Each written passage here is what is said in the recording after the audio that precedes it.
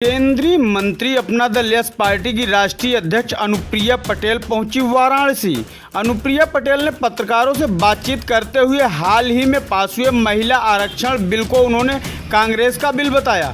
उन्होंने आगे कहा कि सभी पार्टियों ने इस बिल का समर्थन किया है, सभी पार्टियों का इस बिल को पास करने में सहयोग रहा है। इंडिया गठबंधन पर निशाना साधते हुए उन्होंने कहा कि इंडिया गठबंधन की कई बैठकें हमने देखी हैं जिसमें सीट शेयरिंग पर कोई बात नहीं हो रही है, जबकि सीट शेयरिंग ही गठबंधन का अहम हिस्सा है। वहीं स्वामी प्रसाद मौर्य द्वारा सनातन धर्म पर टिप्पणी करने पर जब पत्रकारों ने सवाल पूछा तो अनुप्रिया पटेल कोई भी जवाब देने से बचती नजर आई। अनुप्रिया पटेल की चुप्पी को क्या स्वामी प्रसाद मौर्य का मौन समर्थन समझा जाए या अनुप्रिया पटेल किसी भी धार्मिक मुद्दे से बचना चाहती हैं? आइए हम आपको दिखाते हैं अनुप्रिया पटेल का वो बयान। बात हो गया किस तरह से इस बिल को आप लोग देखें कि विपक्ष से लगातार ये कर रहा है कि पहले से इस बिल की चर्चा थी और कांग्रेस की जमाने का बिल था। नहीं, हम कहाँ इनकार कर रहे हैं कि ये पुराना बिल नहीं है।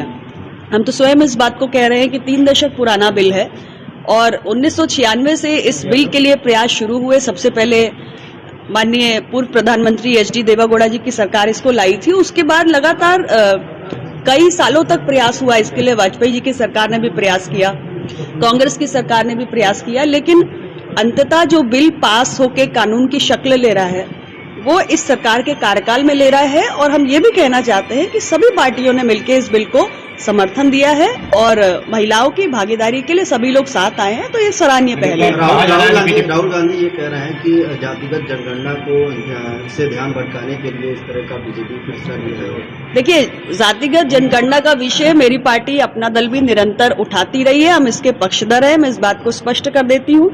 देश में अगला सेंसस होना है 2011 के बाद। अभी तक हम सेंसस एक्सरसाइज नहीं कर पाए हैं। फिलहाल सेंसस कब होना है इसकी घोषणा अभी आधिकारिक रूप में नहीं हुई है और कास्ट सेंसस होगा या नहीं ये तो मोदी जी की सरकार ने तय करना है, लेकिन अपना दल इसका पक्षधर है। इंडिया गठबंधन को लेकर के बड़ी बातें की गई थी, लेकिन अब अखिलेश यादव कहीं ना कहीं सपा कांग्रेस में फूट देखने को मिल रहा है। देखिए, पहले हम टिकट बांट रहे हैं। देखिए, ऐसा है, अभी इंडिया गठबंधन में जितने भी साथी हैं हम उनकी कई दौर की बैठकें देख चुके हैं। तो मुझे लगता है कि कई दौर की बैठकें जो हम लोगों ने कभी बेंगलुरु में, कभी मुंबई में, कई जगह देखी, उसमें हमने यही देखा कि जो मुख्य विषय है सीटों का बंटवारा, उस पर लेकर अभी कोई सहमति बन नहीं पा रही है और बनती हुई दिख भी नहीं रही है। समय बहुत कम बचा है। तो मुझे लगता है कि यही करते करते समय निकल जाएगा और 2024 में एनडीए बाजी मार ले जाएगी। कांग्रेस करे 80 सीट पे तैयारी चल रही है यूपी में लड़ने की। सभी पार्टियां तैयारी करती है, सब तैयारी करती है, लेकिन जब आप एक गठबंधन में होते हो तो बहुत बड़ा गठबंधन है, तो सीटों का बंटवारा मुख्य विषय होता है। सपा के कुछ नेता कह रहे हैं कि इंडिया गठबंधन अगर जीतती है तो अखिलेश यादव पीएम होंगे। मुझे नहीं मालूम, वो ये इंडिया गठबंधन के साथियों को तय करना है, क्योंकि प्रधानमंत्री पद के एक नहीं कई दावेदार हैं। तो हम लोग थोड़ा छोटे लोग हैं, हमारे पास एक ही दावेदार है। चुनाव जो है जाति और धर्म के आधार पर होगा। स्वामी प्रसाद मौर्य लगातार बयानबाजी कर रहे हैं सनातन धर्म को लेकर के। हाँ बोलो, कितना सीट मिलेगा अपना दल को 2024 में लोकसभा? अभी सीटों के बंटवारे पे कोई डिस्कशन ही नहीं हुआ। अभी तो बहुत समय, हम लोग 2 सीट हमारे पास पहले थी, अभी 2 सांसद हैं हमारे पास। फिलहाल आगे चलकर जब बातचीत शुरू होगी गठबंधन के बीच में तब बात कर ली जाएगी। 2014 में गुजरात मॉडल पे चुनाव लड़ा गया था, क्या अब 2024 में काशी के विकास मॉडल पे चुनाव लड़ा जाएगा? अभी इंडिया का मॉडल तैयार हो गया, भारत का मॉडल तैयार हो गया। अब देखो, आज हमने नवा संस्करण किया अपना रोजगार मेले का। हमने बोला 1 साल में हम 10 लाख नौकरी देकर दिखाएंगे। Modi government walks the talk. हमारी कथनी और करनी में कोई अंतर नहीं है।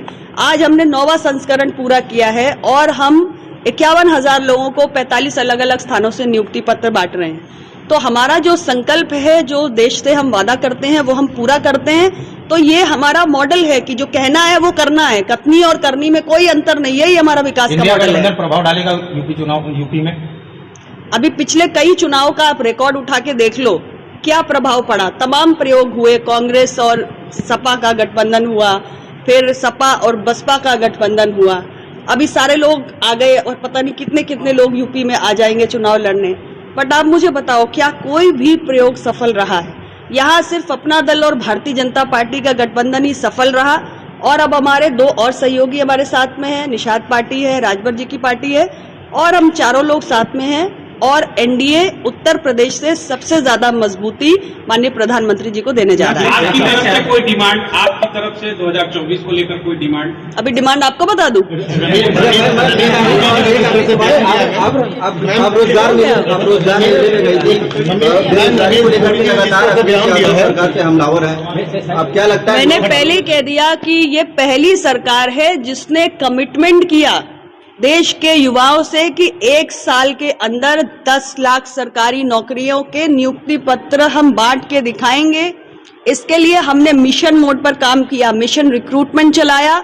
जितने भी सरकारी विभाग है उसमें कितनी पेंडेंसीज है उनको हमने टाइटली मॉनिटर किया और हमने इंश्योर किया, सुनिश्चित किया कि हर बार जब हम रोजगार मेला लगा रहे हैं, आज 9वां संस्करण था, तो हम 50,000, 70,000, 75,000 लोगों को नियुक्ति पत्र दे रहे हैं। तो आज भी हमने उसको आगे बढ़ाया, यानी जो हम कहते हैं वो हम करते हैं, उसमें कोई अंतर नहीं है।